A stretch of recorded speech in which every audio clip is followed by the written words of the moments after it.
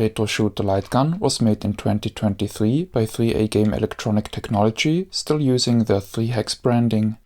It is a PC-compatible lightgun, which also supports the 3 hardware variants of the Pandora 10 emulation system. This video is a detailed review of the lightgun, but covers the consoles just on a surface level.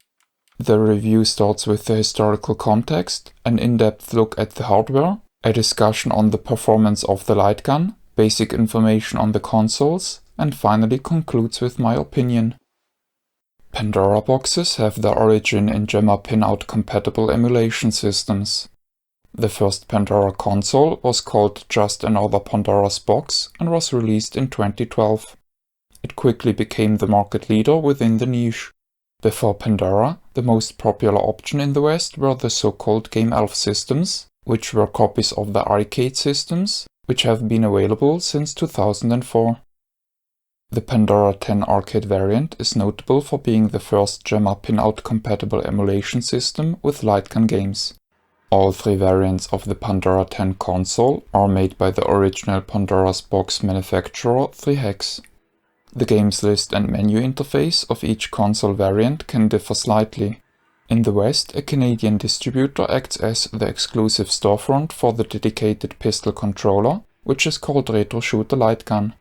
The distributor pretends to be the developer of the lightgun, but when asked, 3hex told me that they disagree with that sentiment and that they developed the controller themselves. The fact that the Canadian distributor doesn't understand how the Retro Shooter Lightgun operates leads me to believe 3hex. Although the Pandora 10 was the first lightgun console of its kind, the release of the actual lightgun controller was delayed enough that another company from the same city of Guangzhou was able to beat it to the market. The so-called Pandora Gun Max by One More Technology is a very similar product, but sadly, contrary to 3hex, its manufacturer exclusively sells the gun controllers in bundles. The Retro Shooter Lightgun is a clone of the Glock 17 Gen 5 with a fake flashlight attachment. It comes in 2 pieces and has to be assembled by the customer prior initial use. The front and back simply slide together and can then be secured by 4 metal thread screws.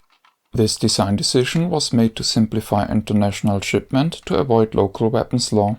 The orange nozzle ring was also done to satisfy legislation, but also serves a secondary purpose. It is threaded and will accept certain lens attachments, which were mass-produced as smartphone accessory. Usage of wide-angle lenses will allow the user to shrink the minimal necessary distance to the screen considerably. Interestingly, this feature is non-documented to the public. The pistol feels solid and is sturdy. The molding was done very well, yielding in uniform surfaces and sharp fine details and edges. This is also valid for the sights, which allows the player convenient and precise aiming. The gun's permanently attached 315 cm long cable ends in a USB-A connector and a male DC barrel jack, which can be connected to a center positive 12 volts DC source to power the force feedback. On top of the left-hand side are 2 rubber dome-based action buttons. On PC, these are mapped to the keyboard keys 1 and 5, but in dedicated software they act as crosshair and return buttons. These buttons feel nice, but unfortunately they actuate before they close the electronic contacts, which calls for a higher pressing force to compensate the issue. Beneath the return button there is a flat status LED. Under it is an 8-directional joystick, which can be pressed in to act as middle mouse button. The joystick is mapped to the arrow keys when used on a computer. On the belly of the fake flashlight is a bank of dip switches, which allows the user to dial in the player 1 or player 2 identity of the controller. On the right hand side is the reload button, which is mapped to mouse right click on a computer. Contrary to the buttons on the left, the reload button is mechanical and considerably bigger. It relies on an Oetemu Blue GTMX keyboard switch and feels very nice. The backsliding trigger actuates a clicky miniature micro switch. It is tactile and closes at a reasonable travel. I like it a lot and I think it performs well. The supplied full-size microswitch based foot pedal was less reliable in my tests. Often the system failed to notice quick presses thereof. Maybe the chosen debounce duration was set too conservatively for fast players. Apart from that, the pedal is very convenient to use and looks fantastic. It is terminated in a 3.5mm TS jack and connects either directly with a compatible Pandora system or the so-called Firebase. The latter is a USB, pedal and power hub, which allows the player to use the pedal on PC and on Pandora systems which lack the TS socket. It has to be powered by 12 volts DC and won't work otherwise. The false information has been spread that the Firebase is necessary to use the Retro Shooter Lightgun on several Pandora 10 hardware versions and on PC. This is not accurate. The controller will work without issues when connected directly via USB. If the user manages to provide 12 volts to the 3.5mm DC barrel connector, even the force feedback can be used. The two IR reference lights are pretty big and sturdy. They are designed to be laid on top of your TV. The TV is sandwiched between a lip on the bottom of the IR source in the front and its two adjustable screw-down legs in the back. At first I was skeptical, but this mounting method works very well, even for modern TVs, which, if at all, just have a tiny bezel. The reference spots take up about 9.2 cm towards the back of the TV and thus can't be used on monitors, which are mounted close to the wall. Because this became a concern, recently the Retro Shooter store announced flat IR reference lights, similar to my own design, which I showed in episode 199. Those are meant to be taped to the front bezel of the TV, which again limits the pool of compatible TVs to units with a sufficiently large bezel. A reference light with perpendicular LEDs, which is placed at the sides of the TV, would have been a better solution in my opinion. The IR reference lights are powered by 5 volts DC and can be turned on/off by a latching switch on top of the units. The PCB sports two USB-C sockets, which allows the lights to be daisy-chained. The housing has ventilation holes and is open in the back to ensure sufficient cooling. Each spot consists of 8 individual LEDs spread around 3.2 square centimeters, which is sufficiently big to be well recognizable by the gun's sensor even from a larger distance. This is fortunate, as sadly the sensitivity of the sensor can't be dialed in by the user. In theory, like with the Nintendo Wii, a vast variety of IR light sources such as generic light bars and candles could be used, but in practice, the lack of adjustable sensitivity is a limiting factor to compatibility. The Retro Shooter Lightgun is a 2 reference points light gun system reminiscent of the Nintendo Wii or the Ultimark aim track. As such, there are inherent problems that affect the system's accuracy if the screen-to-player distance or angle are changed between calibration and play session. Typically, such systems demand frequent recalibration from the player and are only remotely comparable to 4 reference point systems when playing from afar on small screens. What I love about 3hex is that they are upfront about the limitations of a 2 reference point system and that they educate their customers in the manual how to get a good experience with the controller. Sadly, the controller lacks a dedicated calibration button. Instead, the gun relies on a software wizard to receive its calibration data. For calibration on PC, a standalone program has to be downloaded from a private Facebook group. Sadly, the application runs very unstable on my Windows 10 system and requires several restarts until it finally opens without crashing. Also, it seemed that the program wouldn't support many graphics settings. Within the software, the calibration is hidden in the menu crosshair settings. The user has to shoot 4 targets within 30 seconds to succeed calibration, which is then written to the gun. On small screens, from afar, I managed to get good accuracy after calibration. On larger screens, however, the system often struggled to reach good accuracy. The precision of the gun is very good. The biggest flaw of the Retro Shooter Lightgun in my opinion is that the calibration can't be tweaked manually after the wizard ran through, much like with the Sinden Lightgun. I think it's very frustrating to forego perfection in order to keep menus simpler. Also, shoving the calibration into a dedicated program without any means of on-the-fly recalibration opens the door for aspect ratio and resolution problems if a game chooses to change them on its own, or if the user is unable to replicate the graphics settings of a game in the wizard.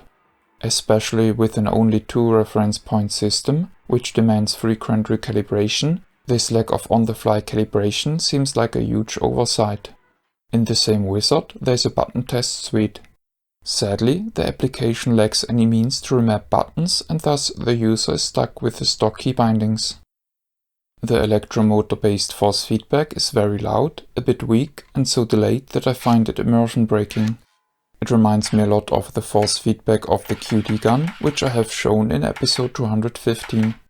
By long pressing the joystick, the player can choose between single fire and full auto fire recoil modes.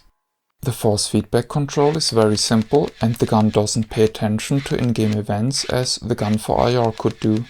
On the distributor's website, it's claimed that most manufacturers used solenoids for force feedback, which sadly isn't correct at all. The text then goes on to claim that solenoids weren't suitable to achieve fast cadence, and says very confused things about power loss, in order to suggest the superiority of their system. I suppose this is another example of the distributor exposing himself as being no developer, and thus not understanding the difference between battery-powered controllers and wall-powered controllers. Even putting the solenoid discussion aside, there is no excuse for the subpar force feedback performance in the Retro Shooter Lightgun, as there have been good motor-based solutions around for decades, like the Namco Crisis Zone gun or the Logic 3 P99L series. I have covered the latter in episode 119. Luckily, the user can disable the force feedback by pulling down the trigger for a few seconds when plugging in the DC barrel track. Online, the Retro Shooter Lightgun was criticized for its latency when playing on the Pandora 10 systems. Personally, I don't own such a console, and I don't know how the reviewers connected and set up their monitors.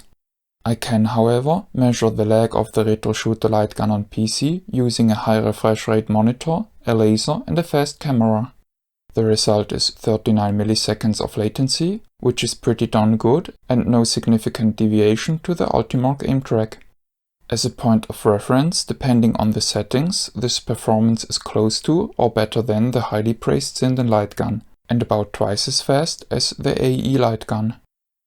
The Pandora consoles are low-effort emulation systems for people who don't mind supporting piracy and value ease of use more than perfect recreation.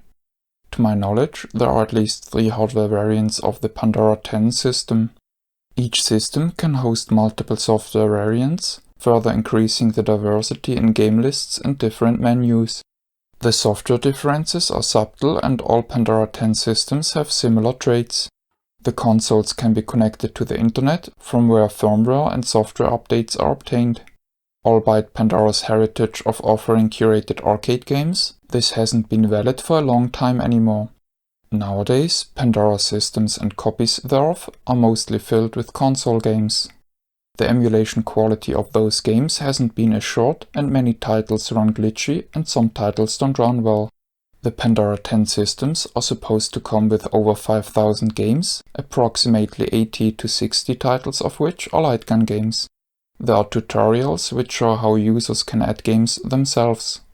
On YouTube, the false information has been spread that the black Retro Shooter version lacks means to change the aspect ratio, and that the 2 red versions need an adapter in order to work with the Lightgun.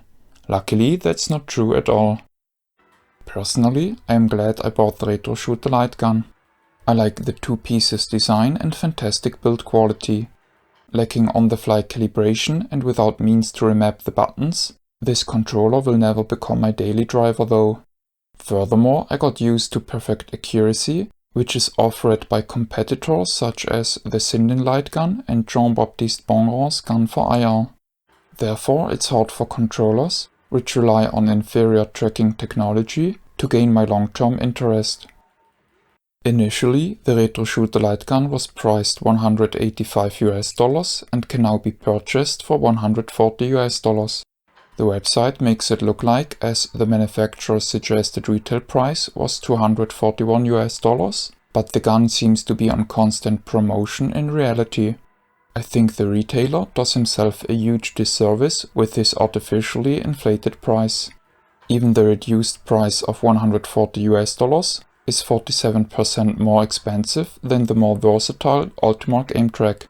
Even the force feedback version of the aim track, which contrary to the Retro Shooter Lightgun actually contains a solenoid, is 17% cheaper still.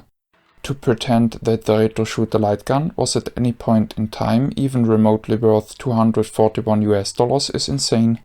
The promotional price is close though to the price for the AE Lightgun, and I would strongly recommend the Retro Shooter Lightgun over it because of its far superior performance. The retail box is mostly white with glossy printing showing appealing original artwork. On the sides is the 3hex logo. The inside contents are securely held in place with white foam inserts. My unit came with spare screws and the most crooked screwdriver I have ever seen. This is the end of the review. My name is Ben. I thank you for viewing.